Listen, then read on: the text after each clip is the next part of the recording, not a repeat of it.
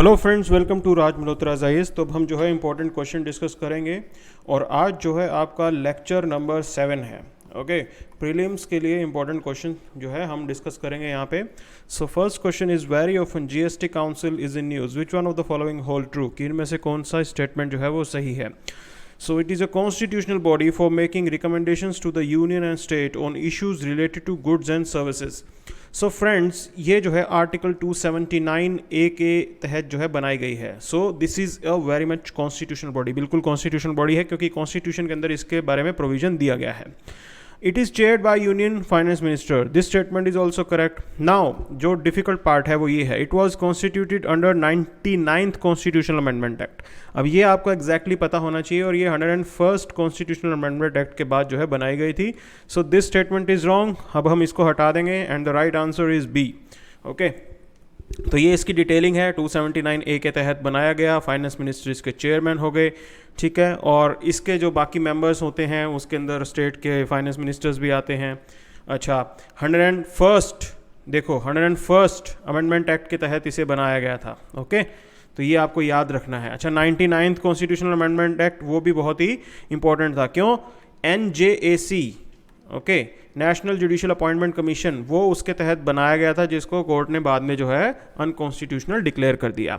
अब आप आगे चलते हैं, देखिए which one of the following hold true with respect to Kusum scheme. It is the scheme will be implemented, यदि इट इज हटा दो, the scheme will be implemented by Ministry of Agriculture and Farmer Welfare. The Cabinet Committee on Economic Affairs chaired by Prime Minister Narendra Modi approved the Kusum scheme. So this statement is correct क्योंकि CCEA ने ही इसे जो है approve किया था। The scheme facilitates the provisioning of land pooling by farmers to form a land bank. तो ऐसा कोई भी इसके बारे में नहीं कहा गया, लैंड बैंक बनाने की बात नहीं की गई है। मिनिस्ट्री ऑफ एग्रीकल्चर की भी ये स्कीम नहीं है। Okay, so only 2 is the right answer. अब इसका डिटेल्ड एक्सप्लेनेशन देखो, ये है क्या कि ये जो है फाइनेंशियल और वाटर सिक्योरिटी प्रोवाइड करने के लिए टू फार्मर्स, क्योंकि हम क्या करेंगे, solar power plant, solar power panel लगाएंगे उनके खेतों में। Okay, and this scheme has been approved by CCEA, ठीक है। और ministry of new and renewable energy वो इसको जो है इंप्लीमेंट करने वाली है। तो यहाँ पे मिनिस्ट्री ऑफ एग्रीकल्चर का कोई एज सच जो है वो खास कोई मकसद नहीं है। ओके, सोलर पावर पैनल वगैरह लगाने हैं फार्मर्स के अंदर, और 25.75 गीगावाट जो है इसका टारगेट है, और टारगेट ईयर है 2022।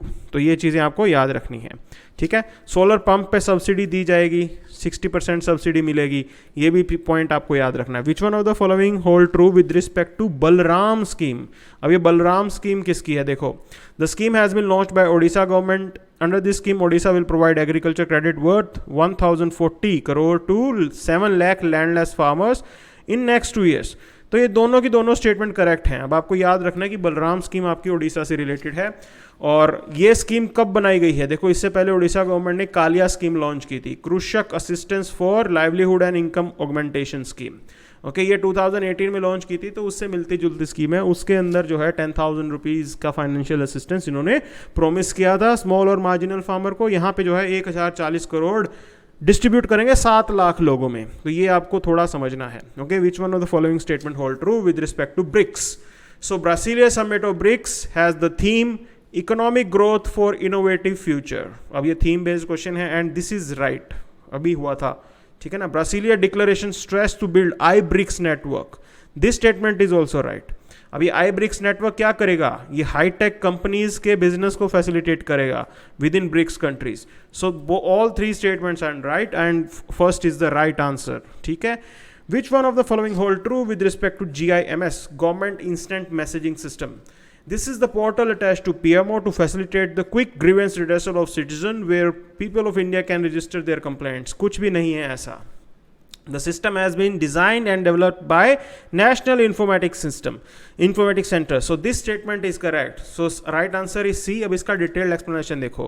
दरअसल ये एक प्लेटफॉर्म है, ठीक है, जो गवर्नमेंट की जितने भी ऑफिस वगैरह हैं वो इस प्लेटफॉर्म को यूज़ करेंगे और आपस में कम्युनिकेट कर पाएंगे। तो ये इंटर ऑर्गेनाइजेशन जो हमारा कम्युनिकेशन होता है या इंट्रा ऑर्गेनाइजेशन जो हमारा कम्युनिकेशन होता है with in government, different governments के सेक्टर्स हो गए, अच्छा फिर सेंटर स्टेट उनके बीच में कम्युनिकेशन जो हो गया, उसको फैसिलिटेट करता है ये। ओके, और उससे क्या होता है कि आप एडमिनिस्ट्रेशन को मॉनिटर भी कर सकते हो। और नेशनल इंफॉर्मेटिक्स सेंटर जो है उन्होंने इसे डेवलप किया था, मतलब वो प्राइम मिनिस्टर पीएमओ के साथ अटैच करने वाली कोई चीज़ नहीं है। इसके अंदर फैसिलिटीज़ कैसे होती हैं, इंस्टेंट मैसेजिंग, जैसे आपका व्हाट्सएप हो गया, तो मतलब आप ये मान के चलो ये एक सरकारी व्हाट्सएप है, ठीक है ना, सरकार की जो ट्रांजैक्शन होती है उसको फैसिलिटेट करने के लिए। Which one of the following hold true with respect to Borisov? अब फर्स्ट ऑप्शन देखो, it is interstellar space mission launch by Roscosmos, ऐसा कुछ भी नहीं है ये। Okay, it is an interstellar comet, it is a newly discovered planet, it is the name of newly discovered star. अब बताओ इनमें से क्या है। ये आपको समझना है, this mysterious visitor from depths of space is the first identified comet to have arrive from outer another star. ऐसा ये कॉमेट है जो दूसरे स्टार से आया है। ओके, ये आपको याद रखना है, इंटरस्टेलर कॉमेट है ये, B is the right answer, ठीक है ना, किसी और स्टार से यहाँ पे पहुंचा है। Sri Krishna committee sometimes mentioned in news is related to what? Data protection. जो आपका डाटा प्रोटेक्शन बिल 2019 है वो दरअसल इसी की रिकमेंडेशन पे बनाया है। मेंस 2018 के अंदर direct recommendation Shri Krishna committee के पूछ लिए थे यूपीएससी ने। World happiness report is released by United nation sustainable development solution network, ये पेंडिंग है। वर्ल्ड हैप्पीनेस रिपोर्ट कौन बनाता है, ये आना है बाकी है, यूपीएससी ज़रूर इसमें पूछेगा। साथ साथ आप रैंकिंग देख लो, इंडिया की रैंकिंग 140th है। ओके, पाकिस्तान, चाइना, बांग्लादेश सबसे जो है हम पीछे हैं, सबसे दुखी हैं हम साउथ एशिया के अंदर, ये आपको समझना है, ठीक है ना। और फिनलैंड जो है वो हैप्पीएस्ट कंट्री है। ओके, बस ये पॉइंट भी आपको समझ लेना है। Which one of the following hold true with respect to SKY scheme? अब बात ऐसी है, स्काई स्कीम क्या है? पहला देखो, ये मिनिस्ट्री ऑफ एविएशन का कोई भी ऐसा इनिशिएटिव नहीं है, कुछ लेना देना ही नहीं है दूर दूर तक। The scheme also aims to harness solar power, ये करेक्ट है। अब कैसे हुआ? ये गुजरात गवर्नमेंट की स्कीम है, देखो, सूर्य शक्ति किसान योजना, ये इसकी फुल फॉर्म है, ठीक है ना। फार्मर ओरिएंटेड स्कीम है, सोलर पंप लगाए जाएंगे फार्म लैंड के ऊपर, और वो सरप्लस पावर जो जनरेट करेगा फार्मर वो बेच सकेगा, ज़्यादा पैसा मिलेगा उससे। ओके, तो ये आपको समझना है, गुजरात गवर्नमेंट की स्कीम है ये।